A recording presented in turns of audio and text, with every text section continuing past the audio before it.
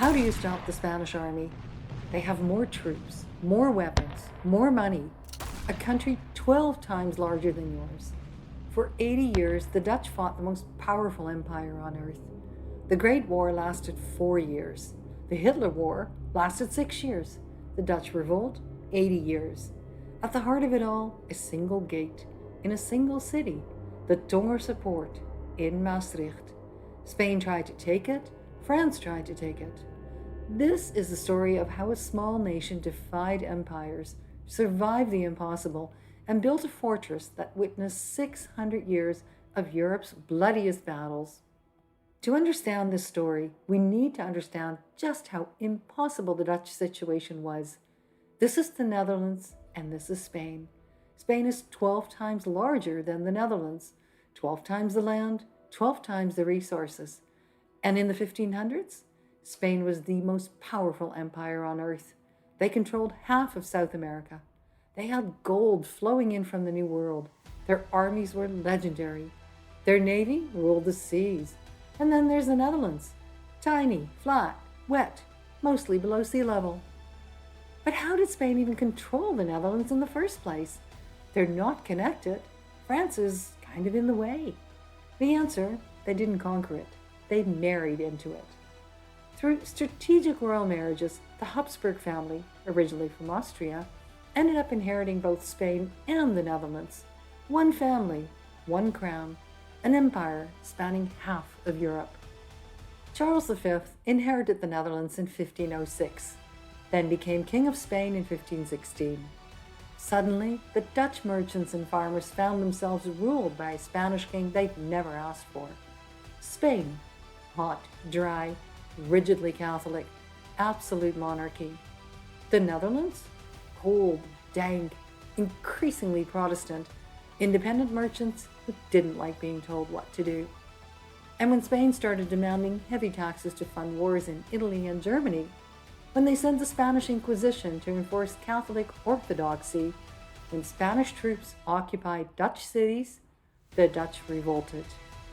1568, the beginning of what would become an 80-year war. And right in the middle of this conflict sat Maastricht. On the Maas River, at the crossroads of everything. Look at where it is. To the north, Dutch rebels. To the south, Spanish-controlled territory that would later become Belgium. To the east, German states. And to the west, France, waiting to see who wins.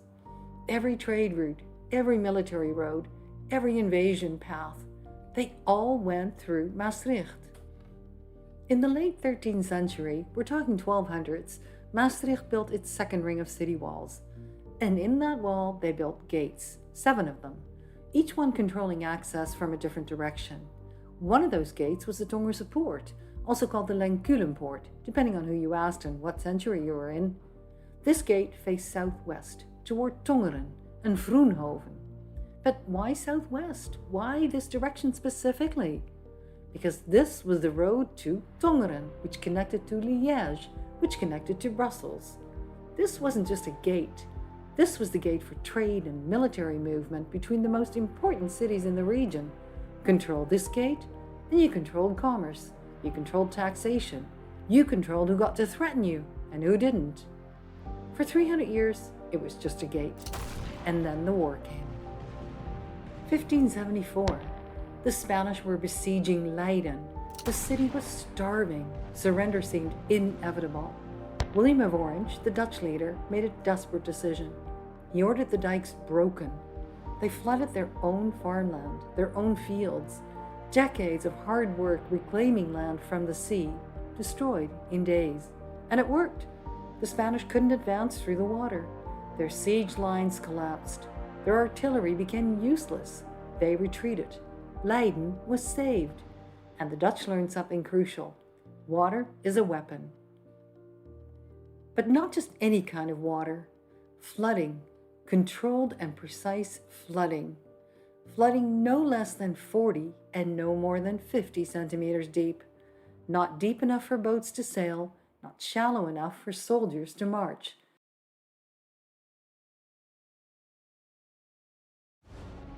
just deep enough to be completely impassable for armies, cavalry, and artillery. The Dutch had spent centuries building a network of canals, dikes, and sluices to control water. Now they weaponized it.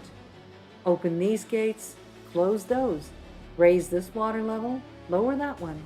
They could flood entire regions in a matter of days. And Maastricht, it had the perfect setup. The Maas River ran right through the city. The Liège Canal, partly underground, connected to the fortifications. Sluices were built right next to the Tongerse Poort. When an enemy army approached, the Dutch could flood the approach routes, turn the land southwest of the Tongerse Poort into a shallow lake. Imagine you're a Spanish commander. You've marched your army hundreds of miles. You can see the city. You can see the Tongerse Poort right there. And then the land in front of you becomes water. Your cannons, which weigh thousands of pounds, sink into the mud. Your cavalry, your mobile striking force, can't maneuver. Your supply wagons bog down. Your infantry has to wade through freezing waters while Dutch marksmen shoot at them from dry walls. And the Dutch, they're dry, warm, well supplied, watching you suffer. The Dutch eventually expanded this concept into the Dutch water defense line, over 200 kilometers of controlled flooding protecting the heartlands of the Netherlands. Forts positioned at key points, sluices ready to open, entire defensive zones that could become impassable in 48 hours. This system stopped the Spanish in 1629, the French in 1672. It remained operational until World War II. Think about that. A defensive system invented in the 1570s was still effective 370 years later. But water alone wasn't enough, because determined enemies kept coming, and sometimes they did find their way through. In 1579, the Spanish besieged Maastricht. This wasn't just a military operation, it was brutal. For 4 months, Spanish cannons pounded the walls. The Tongerse Poort took direct hits, the defenses cracked, and when the Spanish finally broke through, they didn't just occupy the city, they massacred it. Thousands of civilians killed. The event became known as part of the Spanish Fury, a series of massacres that turned European opinion against Spain. The Tongerse Poort, right in the middle of it, soldiers poured through those gates. Blood ran in those streets. 1632. Now the Dutch want Maastricht back, and King Frederick Henry, Prince of Orange, surrounded the city with his army. For over 2 months, Dutch cannons pounded the Spanish-held fortifications, and the city finally fell, to the Dutch this time. And Frederick Henry didn't just repair the damage, he completely reimagined the defenses. Because warfare was changing. Cannons were getting more powerful. Tall medieval walls, they just crumbled. So the Dutch built star forts, angular bastions that deflected cannonballs instead of absorbing them. Overlapping fields of fire without blind spots. Earthen ramparts that absorbed artillery impacts. The Tongerse Poort gets buried inside this new defensive network. It's still there, still functional, but now it's part of something much more sophisticated. In 1648, after 80 years, the war finally ends. The Peace of Westphalia. Spain officially recognizes Dutch independence. The Dutch have won. But the sieges? They're not over yet. 1673. A new threat. Louis XIV, the Sun King, the most powerful monarch in Europe. France is even bigger than Spain, even more powerful. And Louis wants Maastricht. He brings 40,000 troops, and he brings someone very special. Sébastien le Prestre de Vauban, the greatest military engineer of his age. Vauban invents modern siege warfare at Maastricht. Instead of just surrounding the city, which was usual, and bombarding it, he digs parallel trenches that advance closer and closer under cover. Protected approach trenches in zigzag patterns, so defenders can't fire straight down them. Artillery positions that move forward in stages, always under cover. Everything calculated, everything planned, everything engineered. Vauban turned siege warfare from an art into a science. The Dutch can see the French getting closer, day by day, trench by trench. But the Dutch don't just wait. They build new lunettes, small forts, in front of vulnerable points like the Tongerse Poort. They strengthen weak spots with wooden fences and earthworks. At night, They launch sorties. Small groups of Dutch soldiers sneak out through gates, including the Tongerse Poort, and attack French positions, destroy equipment, kill engineers, burn supplies, then vanish back into the darkness. They also fight underground. When French engineers dig mines to plant explosives under the walls, the Dutch dig countermines to intercept them. Battles in the dark, hand-to-hand combat in spaces too small to swing a sword. Claustrophobic, brutal.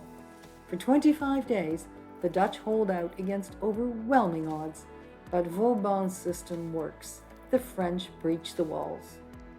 But the French don't keep Maastricht. Treaties happen, borders shift. A few years later, it's back in Dutch hands.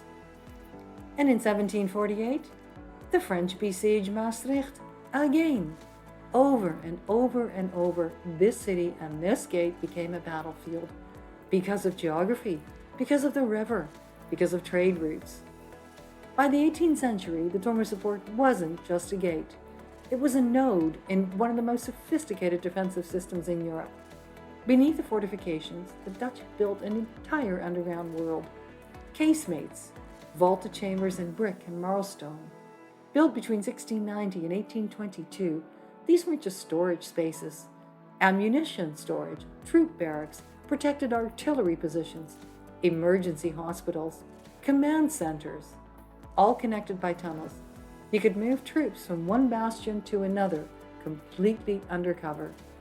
Countermine galleries where soldiers listened for enemy tunneling. The Liège Canal ran partly underground, with sluices right next to the Tongerse Poort.